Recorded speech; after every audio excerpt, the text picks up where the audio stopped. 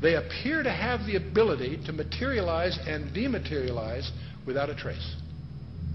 One of the great mysteries of the UFOs isn't seeing them, is trying to figure out where are they when you don't see them.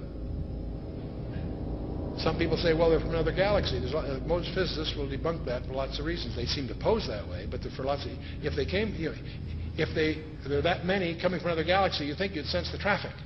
We'll come to that with some more reasonable explanations, and you're going to discover the two top researchers in the last century, really, is Jacques Vallée, France, and J. Allen Hynek, the American. Now, J. Allen Hynek was head of astronomy at Cornell, and he set out to debunk this nonsense about UFOs, and he became one of the most ardent, competent, balanced researchers in the trade. J. Allen Hynek, he died a few years ago.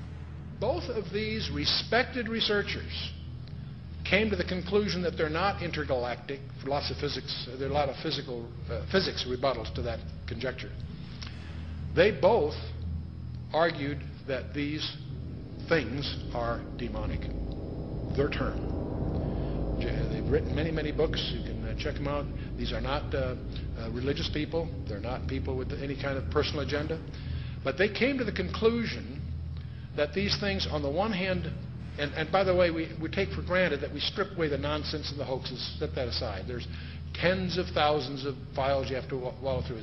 When you cut through all that, there's still a core group, a substantial core group of real events that need explanation. And so on the one hand, they exhibit physical properties on the one hand. On the other hand, they also violate all physical laws. And so the conclusion from that both J. Allen Hynek and Jacques Vallée and others have come to is that they're hyperdimensional, that somehow they come from another dimension periodically.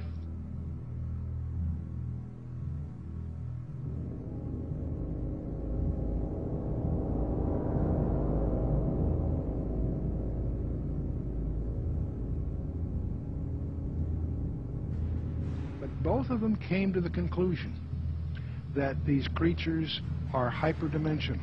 They're not from some other galaxy. They also both concluded they're hostile because they pretend to be something they're not.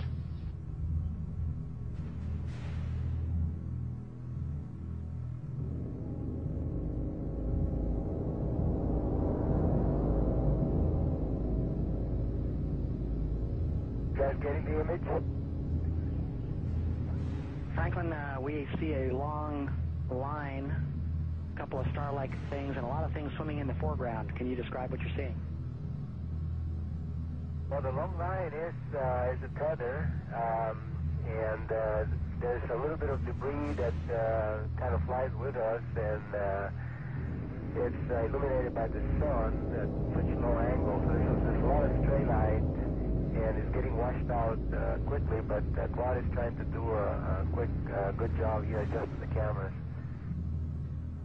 It wasn't until a few years ago that I really started to get into researching all this information, looking at, going through thousands of pages of information about UFOs that just confirmed, what I had already believed about this phenomenon.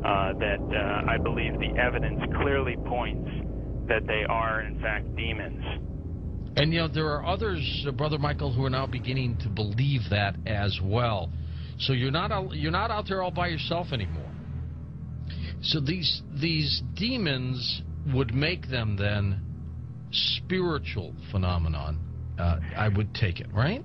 Yeah, I think when you look at it, there's certain characteristics that everyone will agree has been seen and demonstrated also by these UFOs, such as they penetrate the ground, they penetrate water, they disappear in front of people, they appear right in front of people. One person will see a UFO and the person next to them will not see the UFO. They change colors, sometimes only one accelerating. They change shape, they change size. Many people have made the comment that they seem like they're alive almost.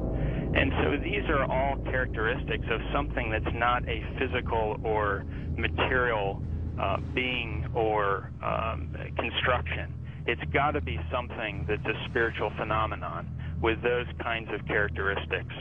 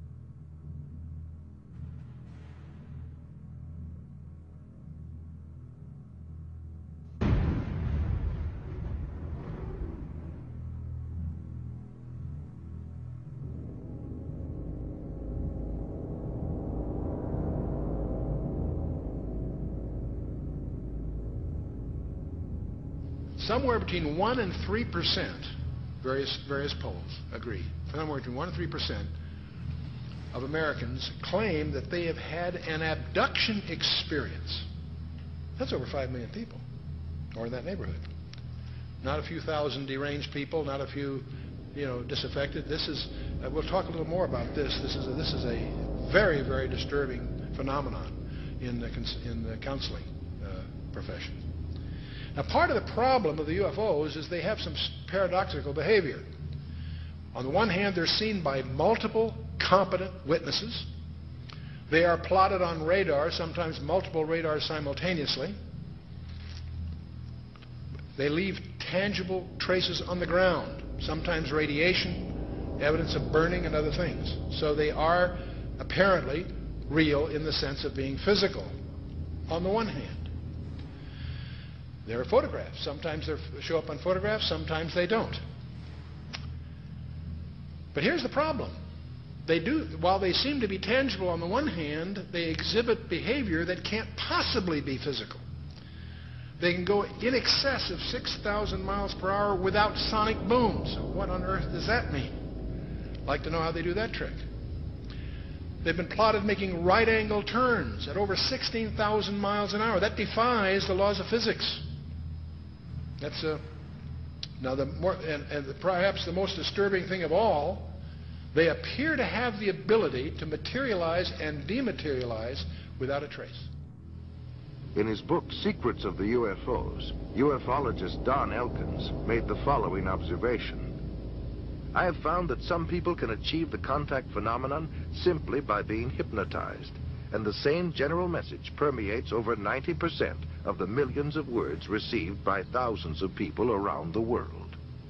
No one knows what hypnosis is. No one knows what goes on in the mind. It's an altered state of consciousness like yogis and witch doctors have been practicing. It loosens the normal connection between your spirit and your brain, and of course if the hypnotist can control you, make all kinds of suggestions, make you think things are happening that are not happening, make you think you have powers that you don't, experiences that you haven't, even implant memories.